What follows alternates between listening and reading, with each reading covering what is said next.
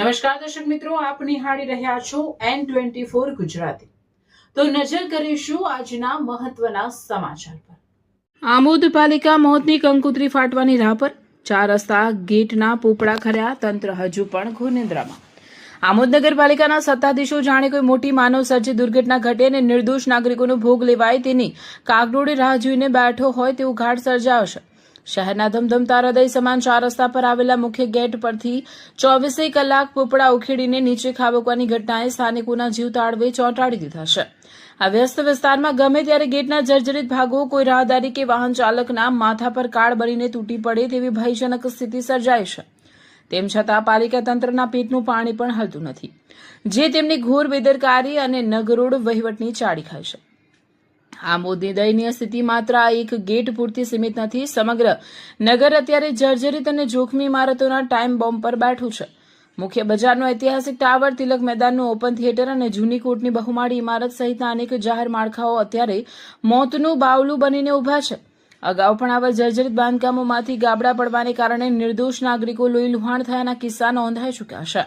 છતાં વહીવટી તંત્ર જાગ્યા ત્યાંથી સવાર માનવાને બદલે કુંભકર્ણની નિદ્રા માણવામાં મશગુલ છે। આજ દિન સુધી એક પણ જોખમી માળખાને હટાવવાની કે રિપેર કરવાની તસદી લેવામાં આવી નથી, જે તંત્રની કથળેલી કાર્યપ્રણાલી દર્શાવે છે। નાગરિકોની સુરક્ષા, જે પાલિકાની પ્રાથમિક ફરજ હોવી જોઈએ, તેને નેવે મૂકી દેવામાં આવે છે। સ્થાનિક જનતા અને સામાજિક કાર્યકરોમાં હવે ભારે રોષ ફાટી નીકળ્યો છે અને તંત્ર સામે આક્રોશપૂર્વક સવાલો પૂછવામાં આવી રહ્યા છે કે શું પાલિકા કોઈનો જીવ ગયા પછી જ એક્શનમાં આવશે।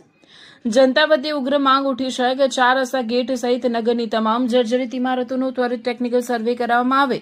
જ્યાં સુધી આ જોખમી માળખાઓની કાયમી નિકાલ ન થાય ત્યાં સુધી આસપાસના વિસ્તારોમાં તાત્કાલિક બેરિકેડિંગ કરીને જનતાની અવરજવર પર પ્રતિબંધ મૂકવો અનિવાર્ય બન્યો છે। નગરની જનતા ઈચ્છી રહી છે કે હવે માત્ર પોકળ આશ્વાસનોથી કામ નહીં ચાલે। જે ઇમારતો મરામત યોગ્ય નથી તેને તોડી પાડવા માટે પાલિકાએ તાત્કાલિક સમયરેખા જાહેર કરવી પડશે। આ સાથે જ અત્યાર સુધી જનતાના જીવ જોખમમાં મૂકનાર અને ફરજમાં બેદરકારી દાખવનાર જવાબદાર અધિકારીઓ સામે કડક કાયદાકીય પગલાં ભરી તેમની જવાબદારી નક્કી કરવામાં આવે તેવી લોકમાંગ બુલંદ બની છે। આમોદની જનતા હવે આ વહીવટી આળસ અને બેદરકારી સહન કરવાના મૂડમાં નથી।